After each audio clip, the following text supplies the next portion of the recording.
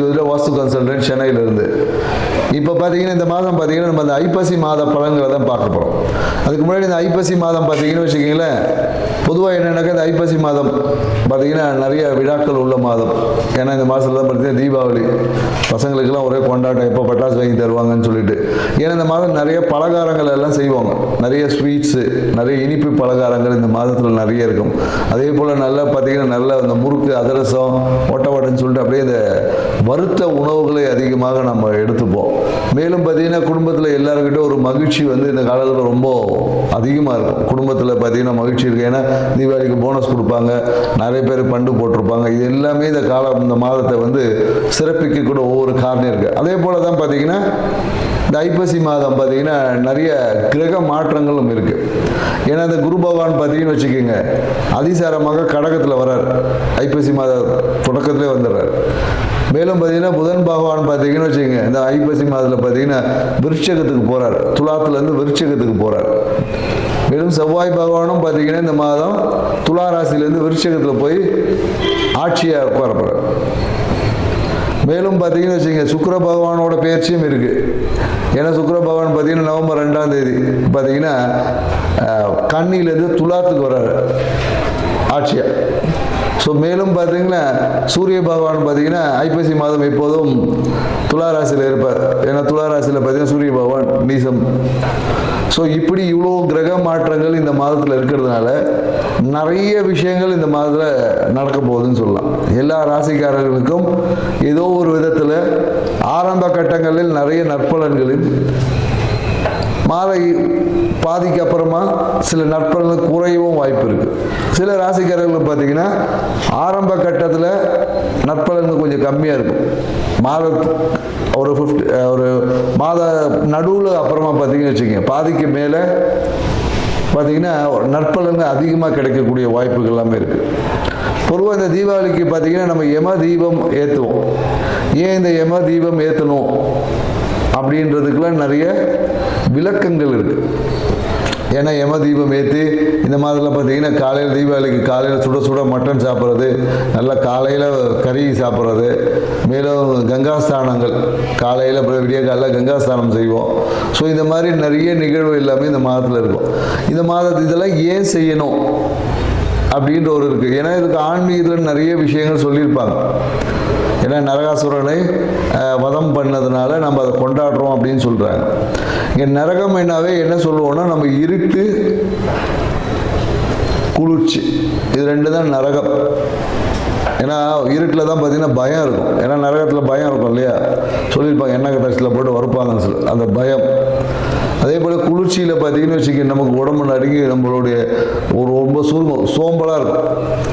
ஏன்னா இந்த ஐப்பசி மாதத்துக்கு அப்புறம் பார்த்தீங்கன்னா இருட்டோட தன்மை அதிகமாக இருக்கும், பகலோட தன்மைகள் குறையும். வெப்பத்தோட தன்மையில் காற்றுலேயே பார்த்தீங்கன்னா ஒரு சில்லு காற்றடிக்கும். காற்றுல பார்த்தீங்கன்னா குளிர்ச்சி, ஈரப்பதம் அதிகமாக இருக்கும். ஸோ அப்போ இந்த விஷயங்களை, ஏன்னா இது எல்லாமே பருவகால மாற்றங்களுக்கு ஏற்றாப்படி நம்மளுடைய வாழ்க்கை முறையில் சில மாற்றங்களை செய்து கொண்டால் நம்ம வாழ்க்கை சிறப்பாக இருக்கும். அப்படின்றதுனால தான் சில நிகழ்வுகளை அந்த பருவகால மாற்றத்தின் தொடக்கத்தில் நம்ம செய்வோம். ஏன்னா நம்ம தீபாவளி அன்னைக்கு கங்காஸ்தானம் குளிச்சிடுவோம், அதோட கிடையாது. கங்காஸ்தானம்லாம் அதுக்கப்புறம் பார்த்தீங்கன்னா நைட்டு எல்லாம் 10 மணிக்கு 11 மணிக்கு சில பேர் சாயந்தரம் தான் குளிக்கிறாங்க. ஸோ அப்போ என்னென்ன இந்த காலகட்டத்தில் கங்காஸ்தானம் என்பதுக்கு குளிக்கணும், சுடு தண்ணியில் குளிக்கணும். ஏன்னா கங்காஸ்தானம்னாவே சுடு தண்ணியில் குளிக்கிறது தான்.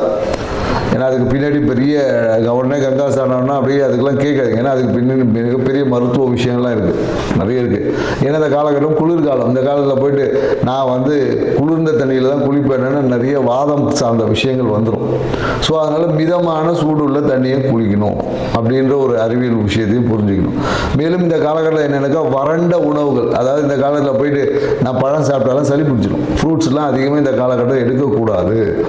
வறண்ட உணவுகள், ஆயில் ஐட்டமாக எடுக்கணும். ஏன்னா கொழுப்புத்தன்மை நம்ம உடம்புல இருந்தால் தான் குளிரை எதிர்கொள்ளக்கூடிய ஆற்றல் நமக்கு கிடைக்கும்.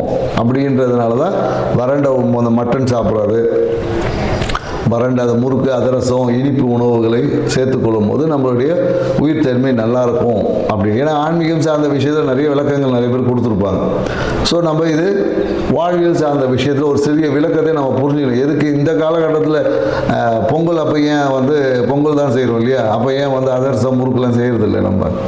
ஸோ பருவ காலங்களுக்கு ஏற்ற மாதிரி நம்மளுடைய உணவு பழக்க வழக்கம் இதை தான் பாரம்பரியம் சொல்லுது. ஏன்னா நம்ம இன்னைக்கு பாரம்பரிய விஷயங்களில் நிறைய மறந்துட்டோம். தீபாவளி வந்தால் ஒரு சினிமா பார்க்குறதோட முடிஞ்சு போச்சு. போய் புது படம் பார்த்துட்டு 4 பட்டாசு வெடிச்சுட்டு கவர்மெண்ட் கவுந்தடிச்சு படுத்துக்க வேண்டியதாக இருக்குது. ஸோ இது வாழ்க்கையில் நம்ம முன்னோர்கள் நமக்கு கொடுத்த வரக்கூடிய காலங்களை எதிர்கொள்ளக்கூடிய ஆற்றல் நம்ம ப்ரிப்பரேஷன். ஏன்னா மார்கழி மாதம் குளிர் தாங்க முடியாது. அதுக்கான ப்ரிப்பரேஷனை முன்னாடியிலேருந்து இந்த காலகட்டத்தில் நம்ம தொடங்கும். ஏன்னா அடுத்தது கார்த்திகை மாதம்.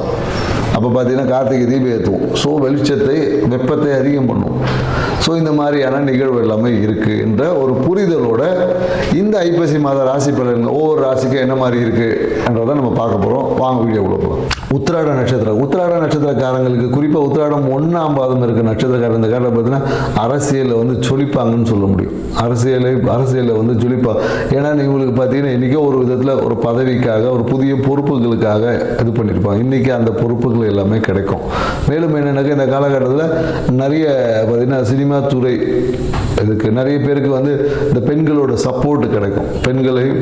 பெண்களோட சப்போர்ட், பெண்களுடைய சொல்லலாம் ஓட் பேங்கிங் இந்த மாதிரியான விஷயங்கள் நிறைய இந்த காலகட்டத்தில் பார்த்தீங்கன்னா அரசியல் பிரமுகர் அப்படின்னு சொல்லக்கூடிய இந்த பெண்களுடைய அவங்க மூலயமா ஆதாயமான விஷயங்கள் இருக்குது.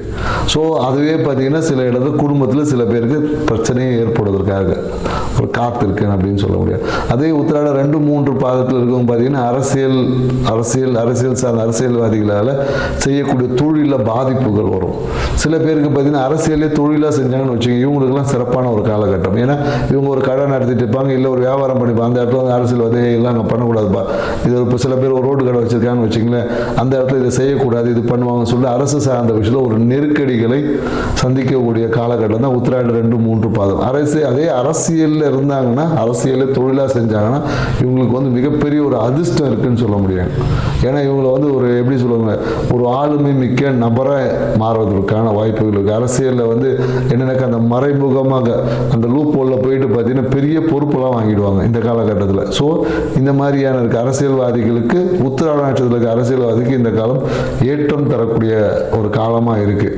எல்லாமே இருந்தாலும் அந்த ஒரு எதிர்பார்த்த இலக்கு என்பது அடைவதில் ஒரு சின்ன எல்லாம் ஆர்டர் போட்டிருப்போம், அந்த கைக்கு வர்றதுல ஒரு தாமத போக்கு இருக்கும். அது இந்த மாதம் இல்லைன்னா அடுத்த மாதம் அது நடந்துடும். அதனால் ஹாப்பியாக இருங்க.